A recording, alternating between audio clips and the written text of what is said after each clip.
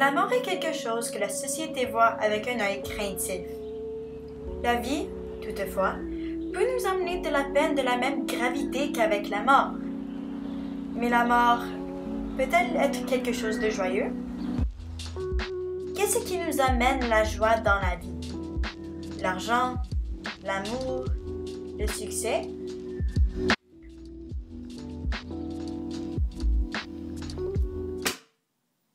Dans l'œuvre d'Albert Camus qui a précédé L'étranger, La mort heureuse, ces thèmes sont approfondis à travers un personnage fortement basé sur Camus lui-même, Patrice Marceau.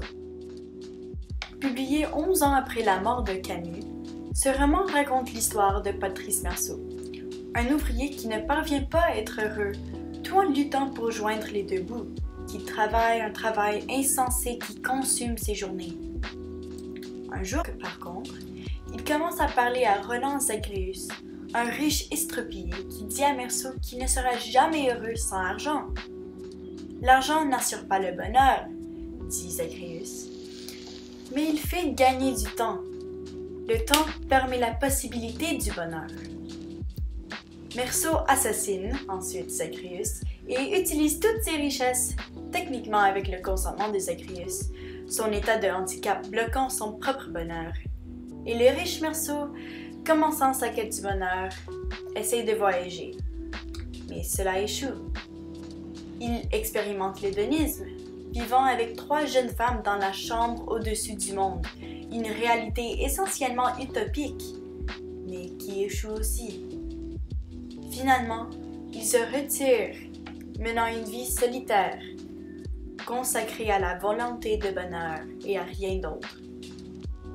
Marceau atteint un degré de bonheur, mais celui-ci est de courte durée puisqu'il tombe malade et meurt de sa mort heureuse. Ces idées sont présentées avec un ton de nihilisme plus positif. Généralement, les gens aiment voir le nihilisme comme quelque chose de sombre. Avec Marceau et sa décision de mourir seul et de vivre chaque jour avec une volonté d'être heureux, Camus affirme que, parce que la vie est finalement sans signification, nous devrions apprendre à profiter des moments que nous étions en train de perdre en essayant d'obtenir quelque chose que nous pourrions toujours réaliser avec la volonté, la joie. Vous ne pouvez pas vous attendre à quelque chose pour vous rendre heureux. Le bonheur vient de l'intérieur. Parallèlement à cela, le roman réussit efficacement à offrir au lecteur une grande série de questions philosophiques, plutôt existentialistes et nihilistes, concernant la recherche du bonheur. Quelques affirmations du roman me sont apparues, et c'est celles que je crois être les plus importantes et les plus pertinentes pour le roman dans son ensemble, et spécialement car elles se contredisent et démontrent la croissance de Marceau et sa perspective envers la vie. La première. L'argent est une nécessité pour être heureux. Non parce que l'argent lui-même achète le bonheur, mais parce que l'argent nous donne le temps d'être heureux. La deuxième. La clé du bonheur est la volonté d'être heureux. J'ai un rapport d'amour et haine avec ces déclarations. Je suis tout à fait d'accord avec ces thèmes. En fait, je vis déjà par le deuxième. Pour moi, c'est prioritaire à vivre dans le moment présent et à ne pas m'inquiéter de ce qui va arriver ou de ce que j'ai déjà fait. Si je veux être heureux, je dois me laisser heureux maintenant au lieu de choisir de sombrer dans l'apitoiement de soi et d'espérer que la joie viendra au hasard, comme le fait Marceau au début du roman. Après avoir lu le livre et vu ces déclarations toutes seules, je suis d'accord avec eux et je pourrais utiliser des éléments du livre pour les soutenir. Par exemple, pour prouver que l'argent est nécessaire pour être heureux, on peut utiliser la deuxième partie du roman. Marceau n'aurait pas été en mesure d'atteindre sa mort heureuse sans la fortune de Zagreus. Il n'aurait jamais pu voyager et il n'aurait jamais vécu la série d'événements qu'il a vécu pour avoir la réalisation ultime de ce qui le rendrait heureux.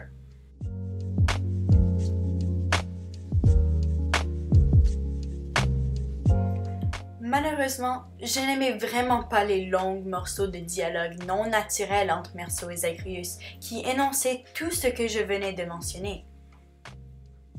J'aurais apprécié si cela avait été plus implicite, impliquant peut-être ces choses à travers le symbolisme. Il se sentait obligé, comme Camus avait un programme évident à faire avancer, ce qui était le cas. Camus a déclaré lui-même qu'il voulait aborder trop de sujets à la fois avec ce roman. Parfois, il était désorganisé et j'avais du mal à savoir ce qui se passait. Le style et le ton de l'écriture elle-même étaient également désordonnés, parfois très sobres et parfois très descriptifs. Certaines parties se lisent plus comme un scénario que comme un livre. Ce n'est pas nécessairement une mauvaise chose, mais quand on aborde autant de thèmes à la fois comme le tente La mort heureuse, cela se lit simplement comme incohérent et presque prétentieux. Donc, avec toutes ces informations en tête, que devez-vous faire pour être heureux? Ne réfléchissez pas trop fort. Il suffit de sortir et de vivre votre vie. La vie ne devrait pas être concentrée sur la recherche du bonheur, mais plutôt sur le fait de savourer le bonheur tant qu'il dure. Cela étant dit, arrêtez d'écouter ce booktube ennuyeux et faites quelque chose d'amusant. Au revoir!